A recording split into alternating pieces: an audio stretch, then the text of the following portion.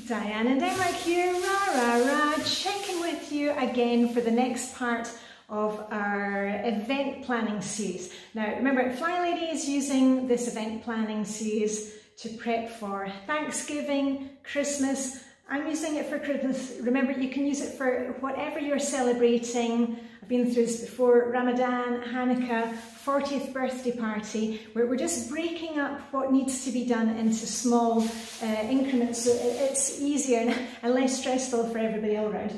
I'm going to be talking you through the missions. Maybe you want to grab your planner and a pencil, maybe a cup of tea, and I'm on the tea today. And all these missions, I've made individual ones in previous years. I'll put the link up there. It's on my playlist, which is called Christmas and Holidays. Anyway, I'm going to give you the 5 missions, and I'll also tell you what I have been up to with my own Christmas prep here in Denmark. So anyway, I stand for a full house. Let me just grab my pencil. So the first mission, number 6. If you missed the previous ones, they're on the playlist. Mission number 6 is when you're doing your cleaning this week, just to look at things, take a step backward, look at it with stranger's eyes. Is there anything there that can easily be put in the recycling, can be donated? It just gives us that little extra push to think that, okay, there's an event coming up soon. We want it to look clean and tidy. Let's do a pick up and put away. It shouldn't take long, but just think about that with, through somebody else's eyes next time you're walking around your house. And also, the Flylady wants you to note down in your planner, if you're planning to bring out, the Christmas decorations in the living room, and I'm sitting here in the dining room today, in the living room, what you're planning to use, maybe write that down into your planner. But we're not decorating yet, but just think about that. Mission number 7, which is a plan and play day mission. Plan and play day is, desk day. Think about, are you going to be travelling this Christmas? Do you have people coming into your home for Christmas? Think about that. We have booked our flights. We're going to visit my mum in Scotland before Christmas, and also catch up with my brother and his wife. So, think about that. Are you travelling? Do you need somebody to look after the pet hamster? Just start thinking about it. We don't need to have it all planned out yet, but just write it down, what needs to be done on that account. Also, planning a little bit of play for yourself. If you've been following me for a while, you know that we have many traditions here in Denmark, and one of the traditions that I have with my besties is that we have an afternoon in December where we get together and we listen to Christmas music. We've got the candles going, and we make Christmas decorations. So I'll be getting in touch with my besties about that. When are we going to hold that? Maybe you go to the pantomime, maybe if you're in Britain you go to the pantomime every year. Think about that. Do you need to buy tickets now? Do you need to ask the family if they want to go? So just think about what's coming up. On to mission number 8, and it's all about size. Size matters. The Flylady suggests that you write down, and I've got this in my holiday control journal, write down the sizes, like shoe sizes, sock sizes, pyjama sizes, shirt sizes, for you and your significant other, your kids, so that when your Auntie Betty says, oh, I'm thinking of buying socks for little Tommy or little Annika, you can say, okay, they use a size, so you're not ending up with gifts that don't fit. And we've used that a lot, and also I've got, my mum's shoe size, my brother, because often we've bought things like slippers for my mum. Great clutter-free gift. On to the next one. Mission number 9, which fits in with our errand day, is there anything that you can buy between now and the time that you're holding your event or your celebration? Are there any non-perishable items that can be bought? That can be anything from Christmas, maybe you need to replace the Christmas tree lights, coffee, toilet roll. We don't want to run out of those things. So just anything that can be bought now, so that we're also spreading the cost so that we're not having to buy everything at the last minute. And you know, things like flour, you know, maybe you need extra flour if you're going to be doing a lot of baking. And something that I was thinking about is I'm going to order some books from the library, because I love to read cozy mysteries. You know, there's some really good Agatha Christie ones with Hercule Poirot Christmas, so I'm going to be digging out my list of those and ordering those from the library, because libraries on my errandy list. And what else? Oh yeah, and mission number 10, the final one for this week, is budget. And I know we're all like, oh no, we don't want to talk about money. You know, we love maybe to spend money, and not so much me, I'm a canny Scot.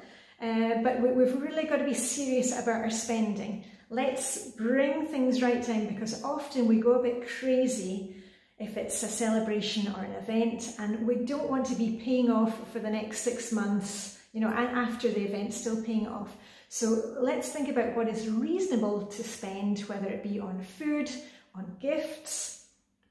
On the subject of gifts, I also linked it last week. I've got a fantastic video from last year. I'll put the link up there. But when I go like that, that means you can press on the screen and the video will pop up.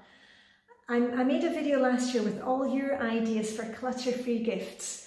And it's just a fabulous way of, you know, especially at Christmas, it doesn't need to be about the gift giving, these huge gifts. Maybe you can sit down with the family and say, you know, maybe this year we can give each other something edible, some nice biscuits, or some coffee or tea, an ornament, Christmas tree ornament exchange. Just let's kind of keep things very, very reasonable. And on that note, I'm going to run a little video now. Just 30 seconds. I was in a department store in Denmark this week, and they had advent calendars, but not just any old advent calendar. I'll roll the film here. Okay, I'm in the centre of Copenhagen doing some errands, and okay, I have never seen this before. The advent calendars are of course out for Christmas, but how about this one? It's for the month of November. Hello November, it's almost Christmas. Or you can get yourself a November and December countdown calendar. I think that's maybe just a wee bit too much. Okay, so what do you think of that? An advent calendar for November. Okay, that is just crazy for me. The Danes, I have to say, that they do love advent calendars, and let me just grab it. I've got one here. This is an advert for our local drugstore. It's called Metes. And you can see here, you can get advent calendars from Clinique, Clarins, Lancôme, with a different beauty product behind every day. Okay, that's just kind of too much for me. But I can tell you about a nice advent calendar that my bestie Vibeke, her daughter, is doing this year, and she did last year. I'll try and put the link down below. I think it's called nissepakken.dk. And the idea behind it is that you put together an advent calendar. And the Danish advent calendars, it's like a small gift. You wrap it up, stick the number on it, and the child, you know, a family member, opens one package a day. If you remember when my son was in the United States for the year, my daughter and I made one of those advent calendars for him. I'll see if I can find the video. And the idea behind, I think it's called Nissepakken, is that you can give the advent calendar to a child or a family in need. So my bestie's daughter, she made it last year, and you can choose who it's destined for. You know, if it's a child, you know, a little boy between the ages of 5 and 7 years old, or it's a family orientated calendar. And what they do is you just wrap up a little gift, and it doesn't need to be anything fancy, you know, even recycled items, toys that your kids aren't playing with, a Christmas book, or whatever it is, just a small thing if you're buying things.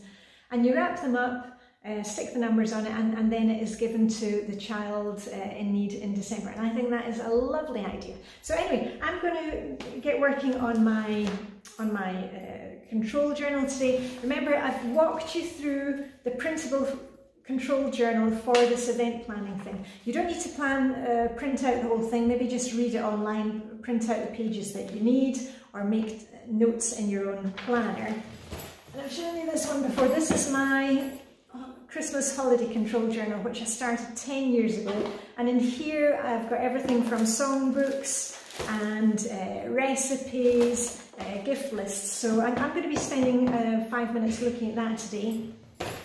And the last thing, just a wee catch up on what I mentioned last week. When we're at this time of year, often we have traditions in the family that maybe you're just been going on with, and actually nobody really cares about it. So maybe sometimes you can think, okay, for example, the Christmas cake. I was baking a British Christmas cake every year, and nobody in our family likes it. Even I don't like it. I'm not into fruitcake. I like the thick marzipan and icing on it, but the fruitcake, I couldn't really care less. It was just more a tradition. And I said last week, I was sitting on the fence about baking one. I'm not going to bake one this year. It's not important. There are so many other traditions that we have. But thanks to Claire for an idea. She mentioned a cake from the Nigella Lawson book. And the recipe you can also find it online. And I'm going to be trying out this one soon. It's a chocolate orange cake. And if I remember rightly, it's flourless. Yeah. Oh, and I've got a whole series of recipes and Danish crafts, so I'll put a link to that up there. Anyway, I'm going to be trying out that soon, and I'll let you know how I get on. So anyway, remember, don't go overboard with the event planning. Just set your timer for 5 or 10 minutes. As I said, grab a cup of tea or coffee, just sit down, and we're just doing things in baby steps. So anyway, a little rah-rah-rah to send you on your merry ho-ho way. Rah-rah-rah. So anyway, live long and prosper. May the Danish be with you, and I shall see you very soon. Okay, bye for now.